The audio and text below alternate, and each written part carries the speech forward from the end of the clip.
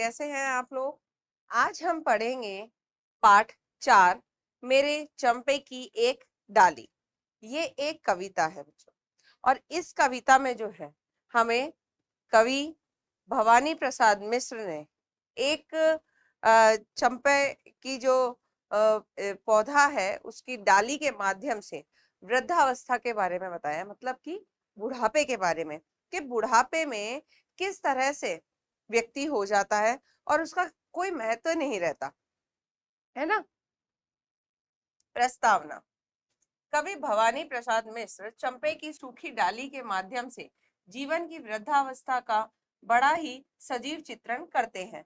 इस कविता के माध्यम से एक जो जीवन की वृद्धावस्था होती है, बुढ़ापे का, उन्होंने सजीव चित्रण किया। सजीव मतलब कि एकदम जीता जागता हुआ। परिकल्पना। शक्ति खो देने का क्या आशय है, अपने विचार व्यक्त कीजिए। शक्ति खो देने का आशय क्या है? शक्ति खो देना, अपना बल खो देना, है ना। एकदम आपने देखा होगा कि जवानी में जो इंसान जैसा रहता है, जब बुढ़ापा आता है तो वह वैसा नहीं रहता है। वृद्धावस्था के अंदर हमारी जो शक्ति है वो खो जाती है, वो काम नहीं कर पाता जो वो पहले की तरह से कर सकता था, है ना। उद्देश्य। जीवन की अंतिम अवस्था या वृद्धावस्था की वास्तविकता से परिचित कराना।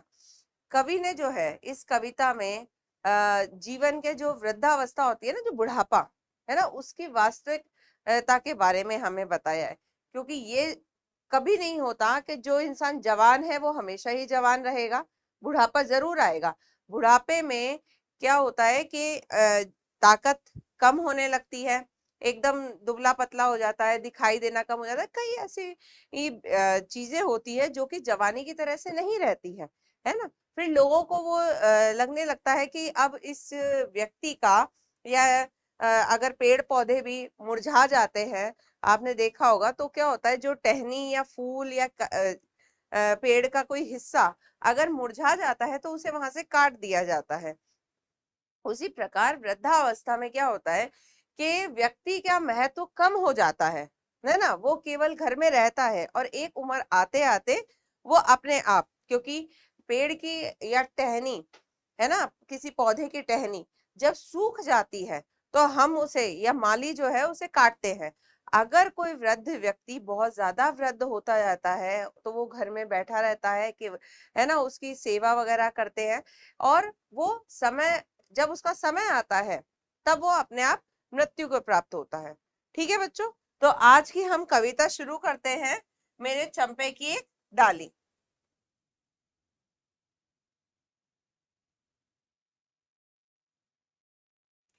मेरे चंपा की एक डाली के बारे में माली का कहना है कि अब उसे काट फेंकना चाहिए। इसमें कवि कह रहे हैं कि चंपा के जो पौधा है ना, उसकी डाली जो है, उसकी एक टहनी जो है, उसके बारे में माली ये कह रहा है कि उसे काट काट देना है। वह सूख गई है और अपने मन की बात ना पत्तों के माध्यम से कहती है ना फूलों के। और ठीक है, माली का कहना, जो किसी प्रकार भी अपने को व्यक्त करने की शक्ति खो देता है, वह पौधा हो या आदमी, किसी मरफस का नहीं रहता। अब कवि कह रहे हैं कि माली का कहना है कि चंपा की एक डाली को काट देना है, और ठीक ही कह रहा है, क्योंकि अब वो सूख गई है ना। वो अपनी कोई बात, मतलब पेड़ पौधे जो होते हैं, अपनी कोई बात वो किसी और से नहीं कह सकता, ना उस पे फूल उगेंगे, ना हरी पत्तियां आएगी, तो वो सूख गई है, इसलिए उसे काट देना है।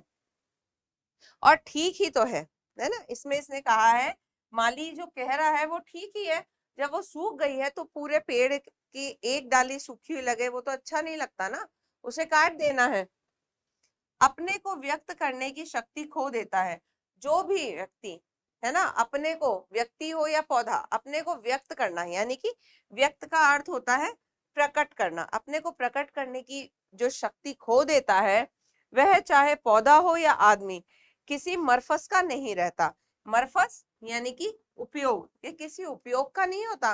वो चाहे से पौधा हो या आदमी हो, जो अपनी शक्ति खो देता है, अपने आप को प्रकट नहीं कर सकता, वो किसी उपयोग का नहीं है।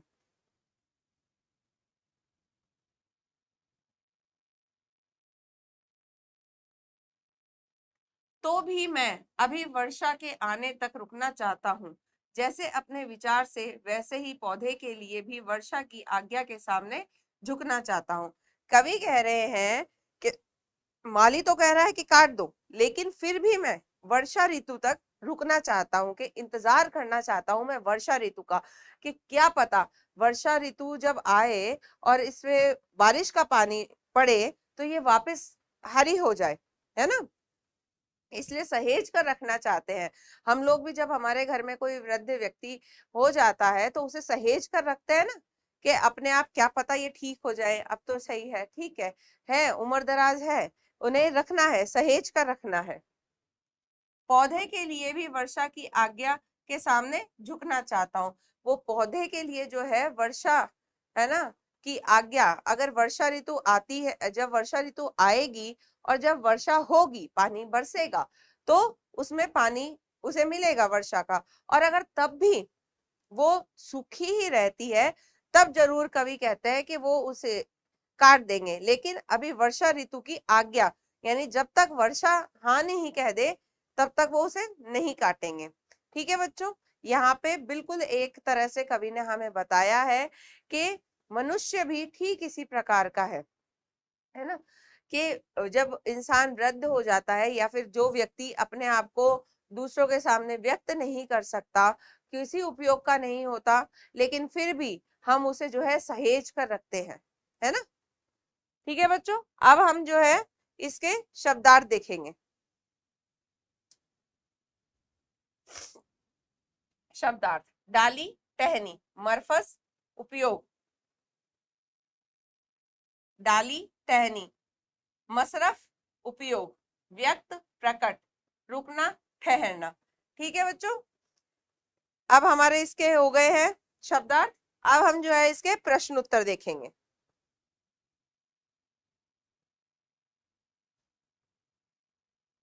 सही विकल्प के सामने सही का चिन्ह लगाइए। पहला है, किसकी डाली सूख गई है? चंपे की, चमेली की या गुलाब की? तो कौन सा पौधा है जिसकी डाली सूख गई है? चंपे की।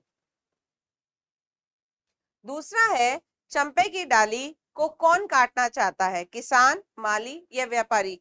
तो कौन कह रहा है कि चंपे की डाली को काट देना चाहिए, वह सूख गई है? माली। तीसरा है, कवि कब तक रुकना चाहता है? वर्षा के जाने तक, गर्मी बीत जाने तक, वर्षा के आने तक? तो कब तक कवि रुक रहा है, कि उसकी आज्ञा भी ले लूं मैं जरा, वर्षा के आने तक। ठीक है बच्चों, यहाँ पे इसके प्रश्न उत्तर हम हो गए हैं हमारे।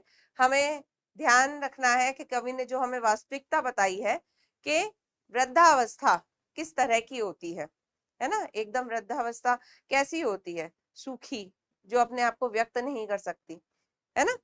ठीक है बच्चों, अब हम आपसे मिलेंगे अगले पाठ पर।